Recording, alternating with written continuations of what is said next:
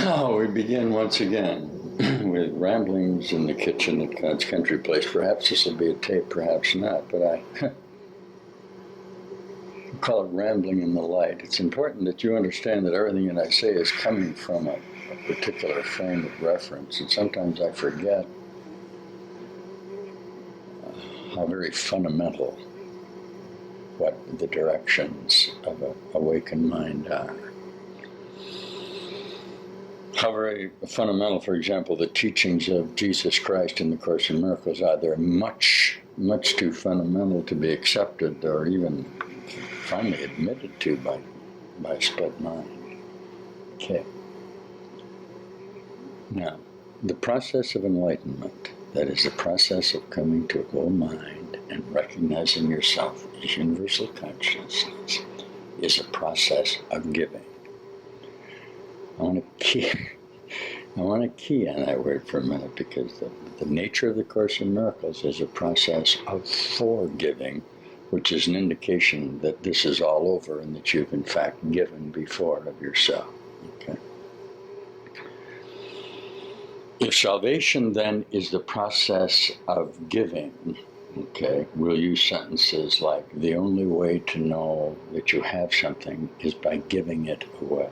And that doesn't seem practical at all to a consciousness who is in a condition of reciprocity or exchange, does it? Okay.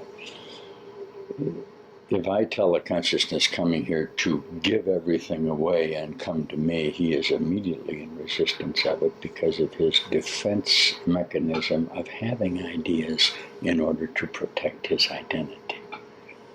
While he's willing to give me in concepts the notation that, for example, charity or Christian love is the sharing of God, my declaration that the only way you can know God is to give love completely is very difficult for him, because it involves a relinquishment of himself. Mm-hmm. The clash that occurs between the so-called first covenant, I'll stay in Christianity for just a moment. The clash that occurs with first covenant consciousnesses, that is, an eye for an eye, or reciprocity, or the establishment of laws on earth, and thou shalt not kill, all of those admonitions always occur with the process of giving rather than receiving. Or giving with the idea of receiving, which is an indication of what? Lack or need for substance or need to exist. Listen how fundamental this is. If what I am saying to you then from another level is true, it would be impossible for you to know that you have everything until you gave everything away. And this is met with a tremendous amount of resistance on this, in this Hades, in this shades, in this dream of reality, this dream of pain and death, which perforce makes you continue to demand recognition within the framework of yourself. Okay. The notations of experience, of enlightenment through service will come to you at a very high range, and those of you who come to me have obviously attempted to practice charity. Okay. This is a very simple process. You have felt the pain of your brother. You have attempted to give aid to your brother, okay, and share with him the abundance that you feel in your own heart. Yet you discover that no matter how much aid you provide him with, he continues to become sick and to die. Now, at that point, you have begun to examine the whole structure. You say, no matter what I do, I can't relieve my pain, or most particularly the pain of my brother. Because while I have been successful in providing abundance for my associates, I see that my brother still suffers. I want you to see how fundamental this is. I will therefore send all of these packages of goods. I'm Joseph in Egypt. I hate to use that reference. I'm going to gather up all these packages and goods and give them to my brother, and thereby assuage the guilt feelings that I have in association with my abundance and his lack. And it would appear at this point that I'm doing a very charitable thing, and indeed I am.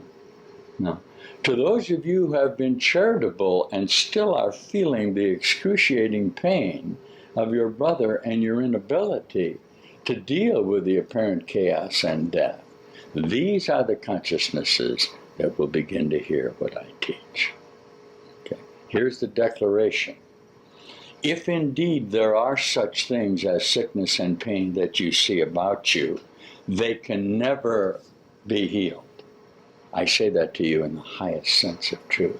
This has nothing to do with your attempts to do it. Of course you'll attempt to do it. The whole progress that occurs in the mind is your attempt to give yourself and hold on to yourself at the same time.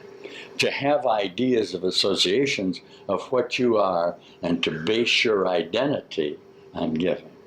Now, you'll run into sentences in the Christian tradition like, and they're debated forever. Good works avail you nothing. Okay, that's an indication that no matter what you give away, as long as you take credit for it, you can't know that you are divine because you will retain the idea of reciprocity. And I'm well aware of that. I'm going to turn that around just a little bit for you. I'm going to say good works will avail you everything if they're completely good. That is, if you do only good works, you'll have no problem. The problem you have is your attempt to sort out what constitutes works and what constitutes being or selfness. I maintain that works and being are not separate, because the cause of your thought will be the effect of what you are, regardless of what you say. Did I jump in too deeply there? I guess I did. I didn't mean to go that deep with it. Now, if you're going to teach the finality of your certainty, I'd say of the Course in Miracles, which nobody really wants to practice, let's try it. Okay. The reason that you forgive is that you can only give to yourself. Okay. Quite literally, the constructions that you have outside of you are your own pain. Okay, this is the little step for you. You cannot know that they are yours until you give them everything. Jesus calls this brotherhood and love. You literally can't know who they are until you give them everything that you are. There is going to be no such thing in your teachings as reciprocity. Now, the consciousness that has practiced reciprocity and gathered abundance about him in his own relationships, okay, will resist you at a very high level because his definition of love is one of exchange. Your definition of love is one of giving. He cannot understand the uncompromising attitude of an awakened mind with the certainty that you can only give to be. Quite literally, the closest that perceptual mind can get to creating is giving through self-expression. The higher the range of the giving, the more self-expression that goes on, because the consciousness in his giving no longer correlates himself with a limited identity and expresses a thought form outside of himself in relationship with the whole truth. In a very real way, then, this process of giving is one of coming to know yourself. The basis of the teaching, obviously, then, is to take no credit for your giving, but to only love and serve. When we have attempted to do this, there's a great deal of resistance here because the associations of success and happiness are based on having rather than being. I'm very much aware of that. What you finally do with that in your own mind, I don't know, but I guarantee you that once you begin to experience the joy of giving, it will become very intense in you, and you will literally want to give everything that you have away in order to be free. It's going to become very obvious to you early morning here. We're going to come back in just a second. There's a couple of the brothers are coming in. We're talking about giving here at God's Country Place. Now we're back here. Then the process of coming to know yourself has to be giving yourself away. There is no alternative to that because you cannot know that you have everything. Okay? You cannot know that you have everything until you give it away, because having and being are the same.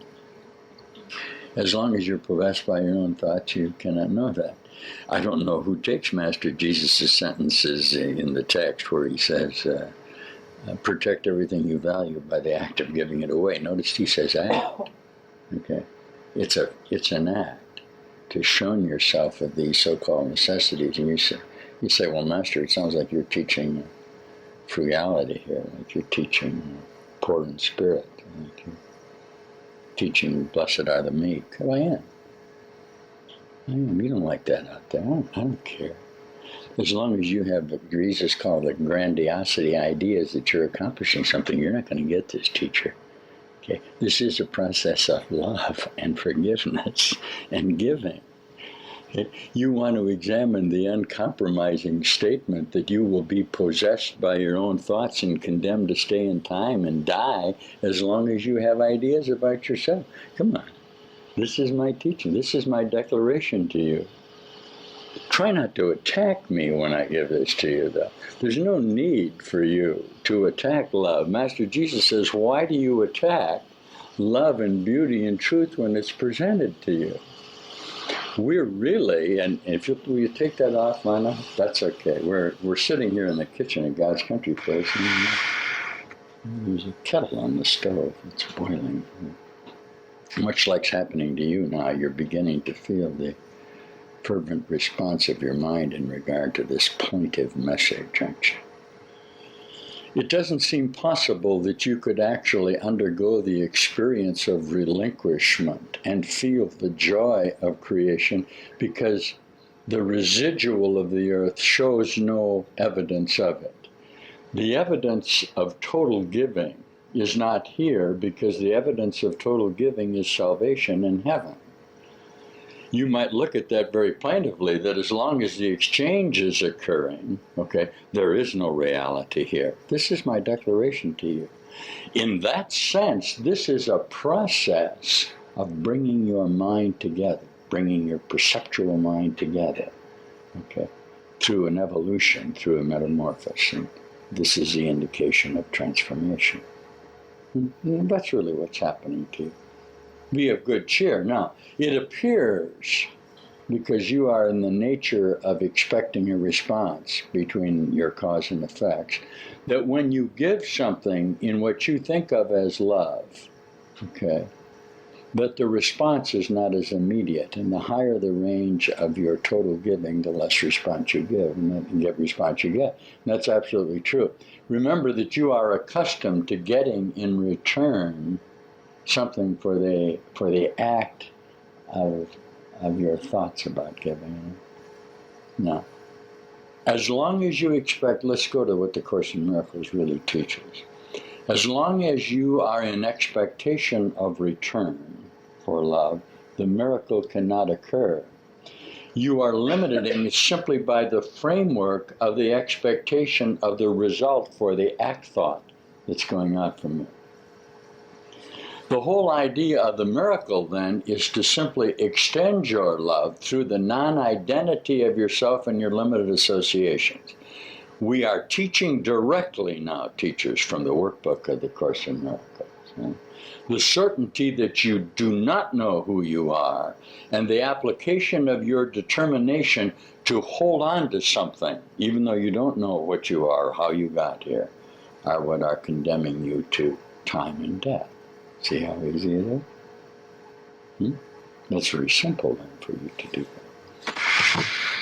We're at God's Country Place talking about the uncompromising certainty that life, universal consciousness, is singular and whole and beautiful and has nothing to do with your determination to hold on to your limited self. We'll be back in a minute. All right, let's deal with that just for a moment because it just came up in our discussion here at the table. In our original teachings, we used to try to present you with the statement, relinquish yourself. Blessed are the meek, and blessed are the poor in spirit, and the Beatitudes. And it was with very important statements, literal statements like, it's impossible for you to be unjustly treated. Okay. This is the statement that the protection of your limited association about yourself is a denial of God. Okay? that there really is no pain and grief outside of your thought about it. And that practice used to be one of being humble. But in this universal consciousness of split mind on earth, the idea of humility and giving and sharing is not very popular. Now, if we come at it from the other direction, we attempt to give you, within your own mind, all of the power that there is in the universe. This is called giving you a choice. This is a teaching device now. This has nothing to do with truth, brothers. Okay.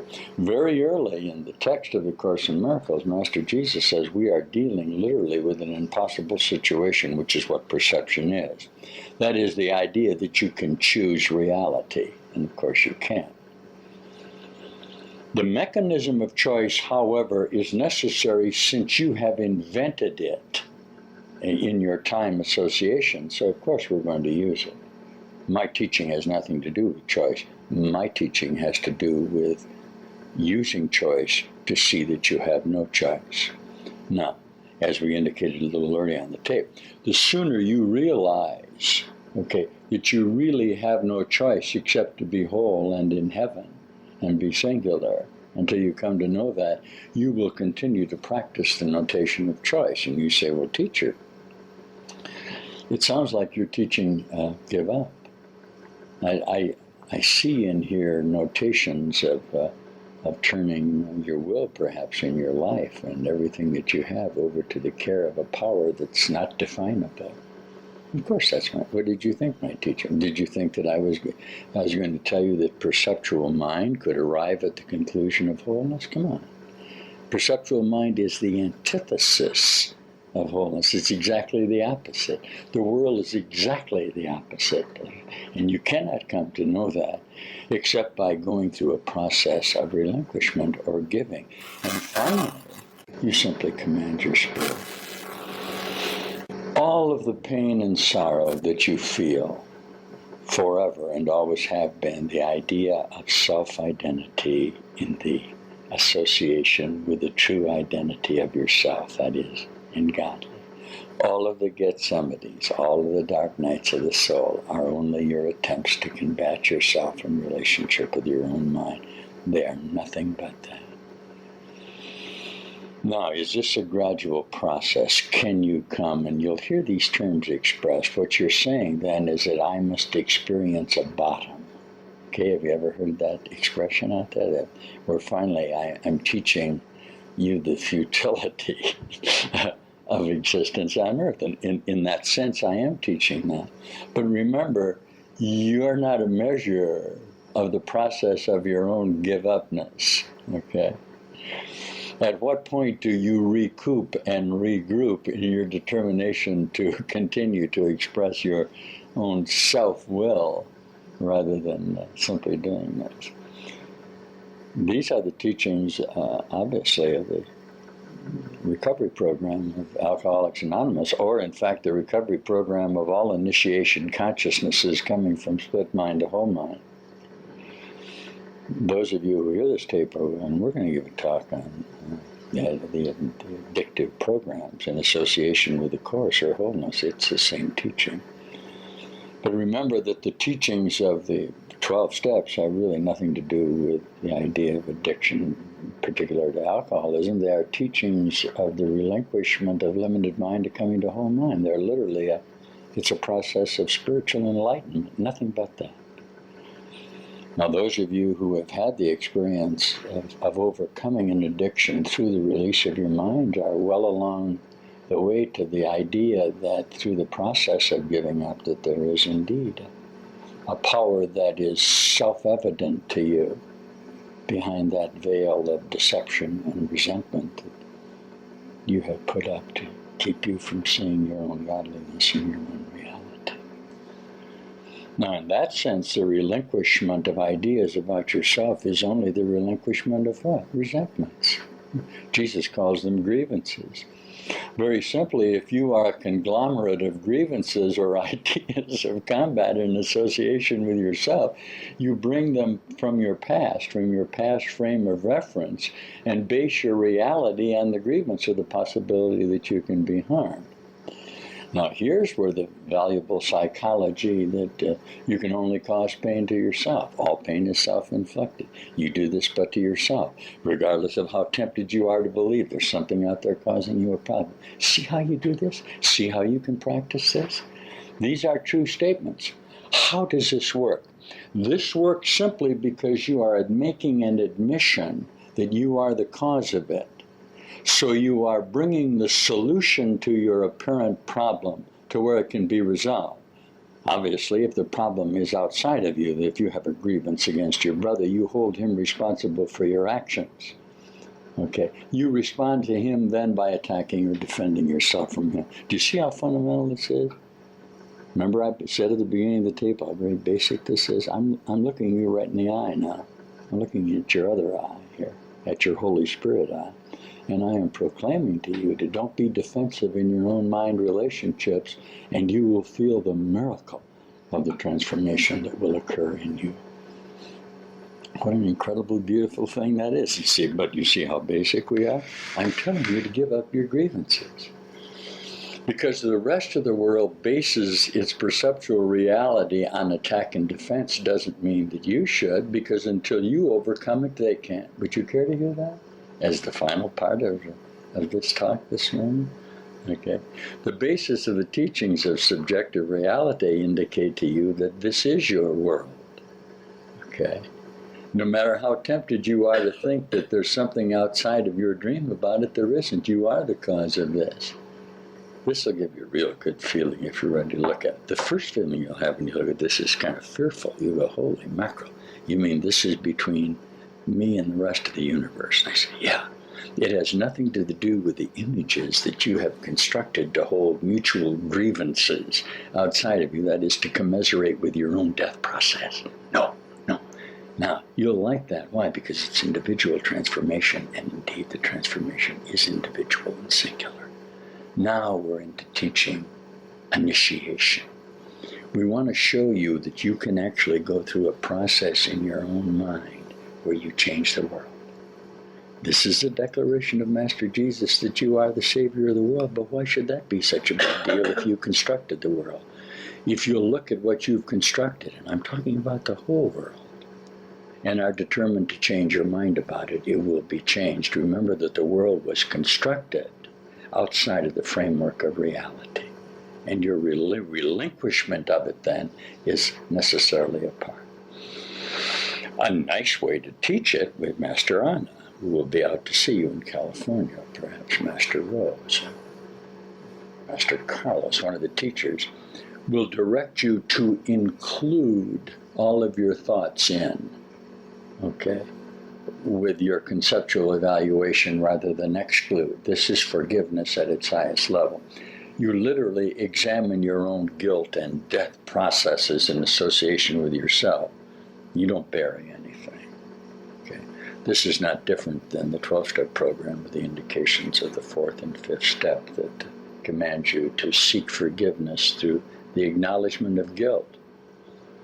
I have no problem with that. If you want to seek to give forgiveness through the acknowledgement of guilt, you acknowledge that you're guilty and I'll forgive you. The process is one of you accepting my forgiveness. That's how simple this is. Okay? This will be fun for you as the brothers come together and you practice this changing of your mind. And we want to assure you that it involves more than just your perceptions and conceptions of yourself.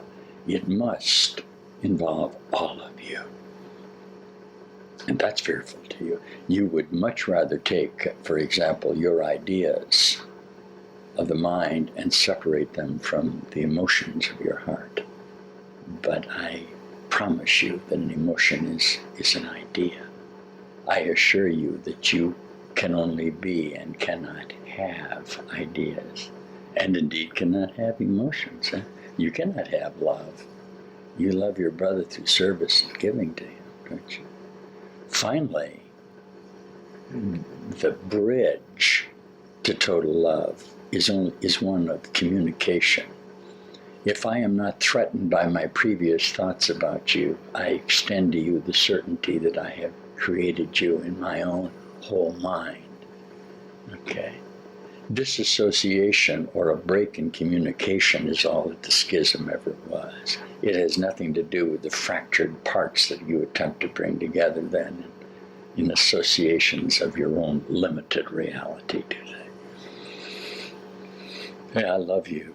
I'll do anything in the universe for you because you are in my mind as whole things and you have instructed me within this framework of time to come to you from super time. This is a course in speeding up time and remind you that indeed we are reminiscing about this and that you and I never left heaven. We'll be back. Thank you. We're back just for a moment. Here then is the crux of the whole teaching, the relinquishment of self-identity. When I speak to you on these tapes as what we must term a whole mind, what I'm saying is this. No matter what you present me with, and this will be true of all healed teachers, Jesus called them, okay, I will indicate to you that there is a single problem and a single solution. Okay. When you bring me particular problems within the brotherhood and I express them as singular, you have a tendency to interpret them dualistically in the framework of the problems that you are experiencing within your own time framework. The solution, obviously, is on this tape, is the total forgiveness of the grievance that you hold against your brother. But remember that judgment is a grievance, isn't it? Judgment is the idea that there could possibly be associate relationships of pain or lack, okay, within the framework of reality, and there can't be.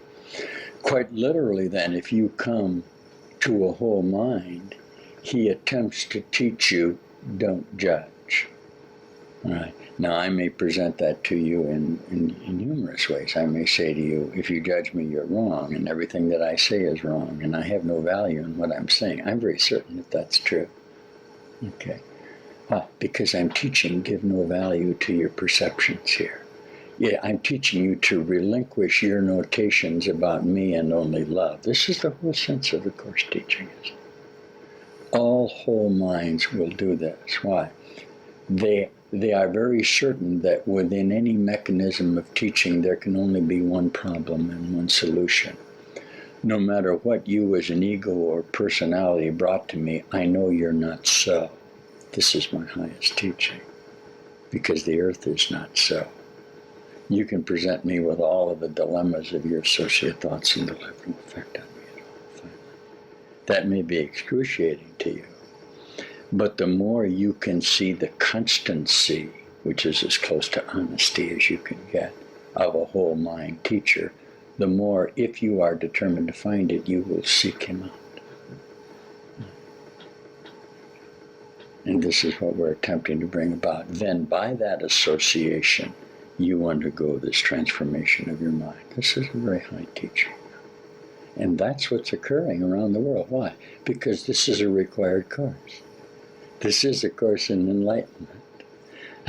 I look at the definitions that consciousness has applied to what the Course in Miracles is, like a set of books. That's nonsense. The Course in Miracles is a simple course in the maturation of your mind to the certainty of singular wholeness. And if you begin to look at it that way, you'll feel the excitement of the way out of chaos and death that are here by the declaration that I give you now. There is no death. Okay. There has to be an alternative to the construct of your mind. And through the relinquishment of that content, you can come to know the truth. Through love and forgiveness and giving, through detachment, through non-possession. The more you do it, the freer you'll be. The less you possess, the freer you'll be. You won't care about the possessions of your other brothers because you see that that possession is binding them to death, holding them in time by their associations in their minds. Wow, you can hardly wait to give it away.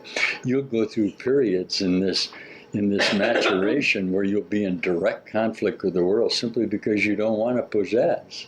And you'll be attacked for not possessing, but it won't bother you really. Because what? You'll begin to experience the freedom of being rather than having to hold on and literally construct sickness and death in order to verify yourself. Swear not to die, you holy Son of God. We keep coming back to that time. You've invented death as a protective mechanism to keep your own identity. And death is only grievance or thinking that something can harm you outside yourself. Or if you think it will and can, it will and can. We'll see you soon. I put that on this tape. This is a tape of love and giving. But finally, my teaching is there's no reason for this world because there's no reason for pain and sickness and death, right? Okay. But the idea that there's no reason for this world eliminates the necessity for you to be here. This is the paradox. This is the cusp. This is the dilemma of trying to teach at this level. In a very real way, then, though I give you choice, I assert that you have no choice and are only whole and beautiful and true and loving. Okay. When expressed in psychology, this becomes unmotivated action. Master Jesus says you never do things for the reasons that you say you do. This is literally true. And if you'll give up reasons for doing things, you will come into a whole new sense of your own reality. Then the miracle, and this was the teachings of this other tape that you have, the miracle of lesson, of the text of 28, lesson 170, will come home, because if you don't motivate your mind, your whole mind will assert automatically, because you are indeed whole-mindedness. I know I came back into don't plan for the future, and what? Don't lay up stores. Don't plan to die. And this day you don't like this. Give up your possessions and you can't die. As long as you possess, you must die. Because possession or having is what death is. Are you listening to this? No? All of the teachings of the new covenant of Jesus indicate only, don't plan, don't lay up stores. Let God be what He is. Don't judge Him. Huh? Isn't it nice? You're not attacking me too violently when I teach this anymore, are you? Okay. Remember that 2,000 years ago, as Master Jesus walked into the temple and taught this, He was immediately crucified. Today, the teachings that Jesus says in the Course is you crucify the Christ every day by denying the certainty of your own reality through the exclamation of the possibility of this grievance of pain and death that we speak of. That's what perceptual mind is. When you go to teach this, you're going to end up with some pretty hard statements, aren't you? Statements like you're either for me or you're against me. You don't like that. You're going to end up with statements like you're either Christ or Antichrist. You're going to end up with statements like the world of perception is attack on God. And that's all right, because finally we want consciousnesses looking at themselves and the individual association with themselves. And in that sense, it doesn't have to do with how many images or groups they gather about themselves to verify this excursion that they pretend to be on. So, wake up. Feel this lovely flow of truth that is engulfing you now, and come to know who you really are. We'll see you soon. We hope we'll see you soon. Brothers are moving around the world now teaching this high message. And those who are ready to hear them, or are at least determined to listen, are calling, and their calls will be answered. We'll see you soon.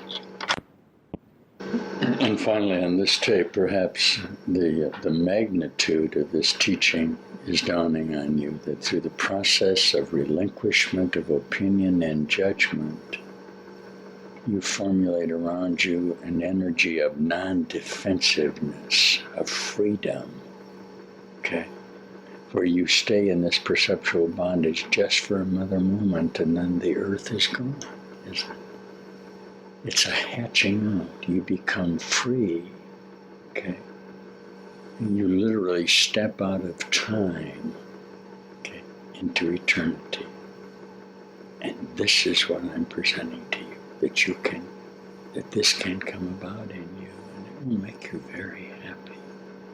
And all of the pain and frustration that you're feeling because of your associations with sickness and death and hatred and love and truth and beauty will disappear, and you'll become only love.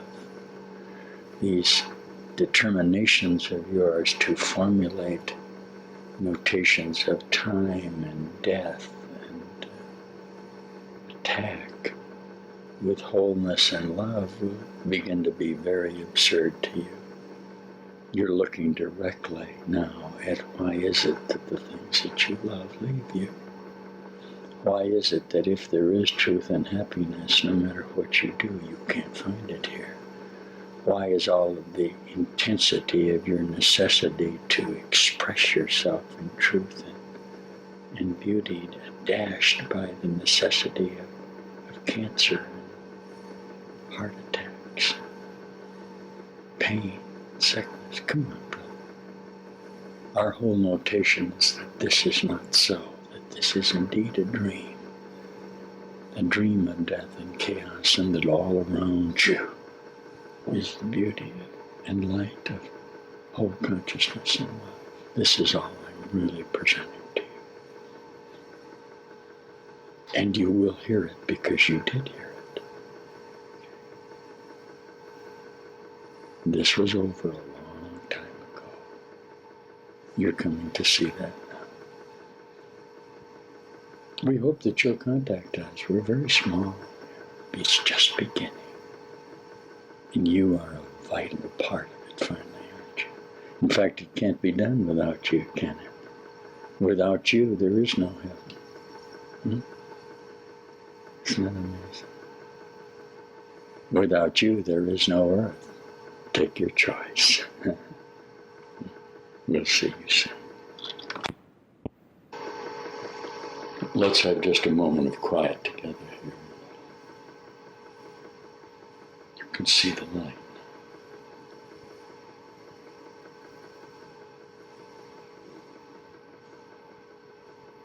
You are not a body, you are free. You are still as God created you. Be free.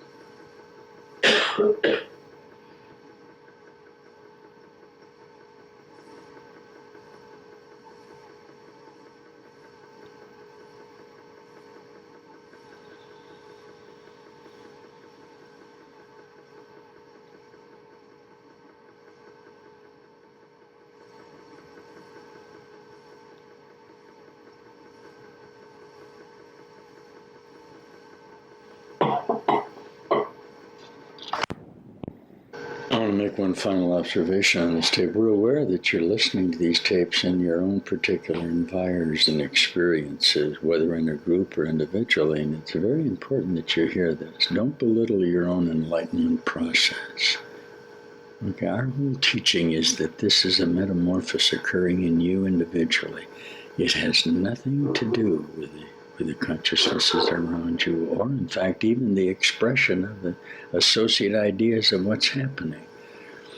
So if you feel this intense pressure now to contact us, you do that, and there's a number on this tape, or you know where this came from. And if you have this necessity now to seek and find, that's what we're here for. We serve that purpose and none other. So don't believe that because we're saying this that we're some sort of an establishment, because we're not. We are teaching to your whole mind within your dream framework individually. But we are teaching at the light source so that you can see the truth of you. We are not an establishment. Okay? We are making a statement of a whole single truth that is you.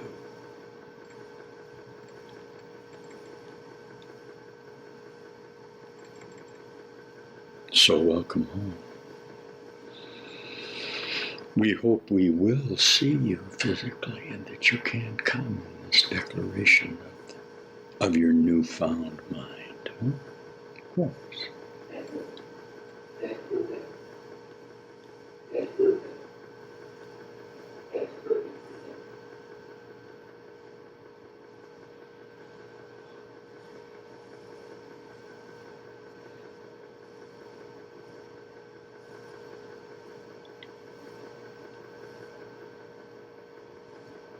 Give it away. Be possessed. You are free.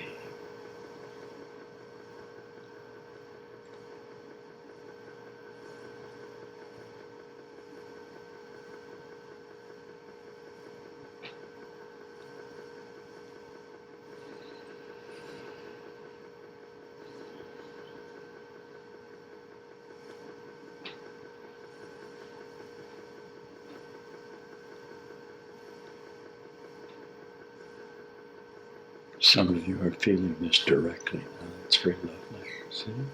The light. How very beautiful.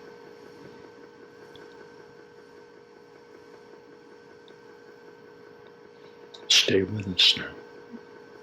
We're with you forever and ever.